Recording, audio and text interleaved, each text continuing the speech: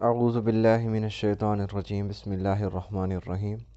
آج سورہ عبس کا آغاز کرتے ہیں۔ اس دفعہ ہم روٹین تھوڑی سی چینج کریں گے کہ ہم پہلے یوں کرتے تھے کہ ترجمہ کیا اور اس کے بعد اس کی تفسیر۔ اب جو بھی مختصر سی تفسیر ہوا کرے گی وہ اس کے ساتھ ہی ہوا کرے گی، اور دوسرا تفسیر کا ریشو کچھ کم کرتے ہیں اب، یعنی زیادہ تر ترجمے پہ فوکس کیا جائے گا، تفسیر کم کر دیتے ہیں تاکہ آپ لوگ بھی خود تفسیر پڑھ کے اس حساب سے وہ کر سکیں۔ یہ صورت جو ہے نا، اس کا شان نزول میں آپ کو بتا دوں۔ ایک صحابی تھے، نابینا صحابی، عبداللہ ابن مکتوم رضی اللہ تعالیٰ عنہ۔ تو آپ صلی اللہ علیہ وسلم ایک دفعہ قریش کے سرداروں کے پاس بیٹھے ہوئے انہیں تبلیغ کر رہے تھے، تو حضرت عبداللہ ابن مکتوم وہاں پہ آئے۔ تو یہ بات آپ صلی اللہ علیہ وسلم کو ناگوار گزری۔ وہ اس لیے کہ ایک جو مطلب سردار لوگ بیٹھے ہوئے تھے نا قریش کے، تو ان کی توجہ ہٹ جانی تھی، اور انہوں نے پھر اس چیز پہ فوکس نہیں کرنا تھا جو بیان کیا جا رہا ہے۔ اور ان کو ایک شکایت بھی یہی تھی کافروں کو نا، کہ آپ صلی اللہ علیہ وسلم کے جتنے بھی ساتھی ہیں وہ سارے غریب ہیں، کوئی امیر کیوں نہیں ہے۔ تو اس وجہ سے یہ صورت نازل ہوئی تھی۔ اس صورت کی تفسیر میں آپ کو چلو ساتھ ساتھ بتا دوں گا۔ بسم اللہ الرحمن الرحیم۔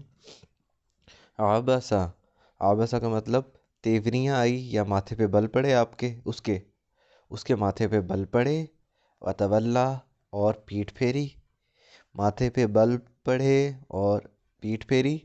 ان کا مطلب کہ جاءہو آئے ان کے پاس، جاء آئے ہو ان کے پاس، الاعمیٰ نابینا، اعمیٰ کی جمع امیون، وہ ہے نا سمن بکمن امیون، تو وہ اعمیٰ کی جمع ہوتی ہے۔ چہرے پہ بل پڑھے اور پیٹھ پھیری کہ ان کے پاس آئے ایک نابینا۔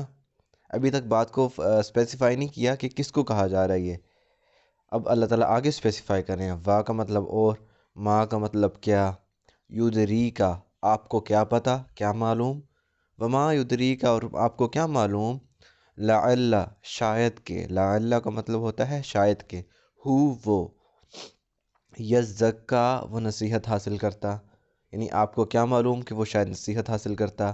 یعنی ظاہر ہے دو طرح کی نصیحت حاصل ہوتی ہے، ایک تو یہ کہ صحابہ کو کوئی مسئلہ درپیش ہوتا تھا تو آپ صلی اللہ علیہ وسلم کے پاس آتے تھے، بھی یہ مسئلہ ہے، یا ویسے ہی کوئی واعظ کوئی نصیحت ہو رہی ہے آپ صلی اللہ علیہ وسلم بیان کر رہے ہیں تو آ کے بیٹھ جاتے تھے، کوئی سوال نہیں ہوتا تھا، بھی شاید کوئی ہمیں سیکھنے کو مل جائے، کوئی نہیں ایسی بات جس سے ہمارے عمل میں فرق ہو۔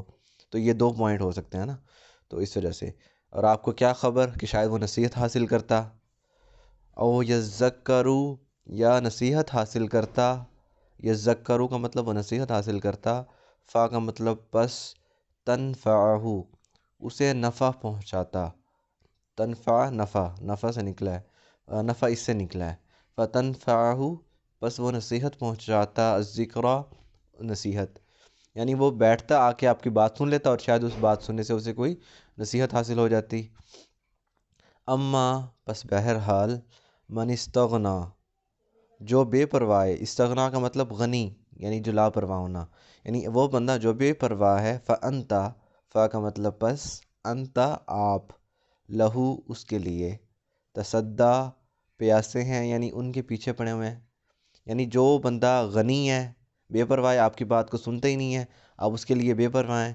یہاں پہ ایک چیز آپ کو اور بتاتا چلوں، آپ صلی اللہ علیہ وسلم کو یہ جو محبت بھری وارننگ دی جا رہی ہے، اس کا مطلب یہ نہیں ہے کہ آپ صلی اللہ علیہ وسلم سے کوئی مطلب گستاخی ہوئی تھی یا آپ صلی اللہ علیہ وسلم نے کچھ غلط کیا تھا، بلکہ شروع میں جب تبلیغ سٹارٹ کی تھی نا، تو آپ صلی اللہ علیہ وسلم کو اللہ تعالیٰ نے حکم دیا تھا کہ ان سرداروں کے پاس جاؤ اور ان کو تبلیغ کرو، کیونکہ ہو سکتا تھا نا یہ سردار ہے، ان کا پورے عرب پہ اثر تھا، اگر یہ مسلمان ہو جاتے تو ان کے زیر اثر باقی لوگ بھی جلدی اسلام پھیل جاتا۔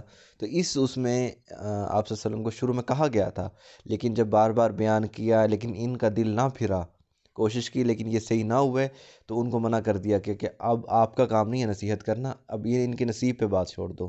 لیکن جس طرح ایک بندہ اپنی محبت میں، اپنے محبوب کی محبت میں جو انہوں نے ذمہ داری دی ہوتی ہے، اس میں آگے سے آگے بڑھنے کی کوشش کرتا ہے نا کہ میں مزید، تو آپ صلی اللہ علیہ وسلم بھی اپنے اوپر زیادہ بوجھ ڈال رہے تھے فرض کا کہ بھی میں زیادہ کام کر لوں، اس وجہ سے ان کو بار بار جا کے نصیحت کرتے تھے۔ تو وہی اللہ تعالیٰ نے کہا اما من استغنا فانت لہ تصدی، یعنی جو آپ کی نصیحت سے بے پرواہ ہے، آپ اس کے لیے پیاسے ہیں، انہی کے شوق میں ہیں۔ باقی انشاءاللہ اگلے پارٹ میں پڑھیں گے۔ اس دفعہ ویڈیو کچھ مختصر کر رہے ہیں تاکہ آپ زیادہ غور سے سن سکیں۔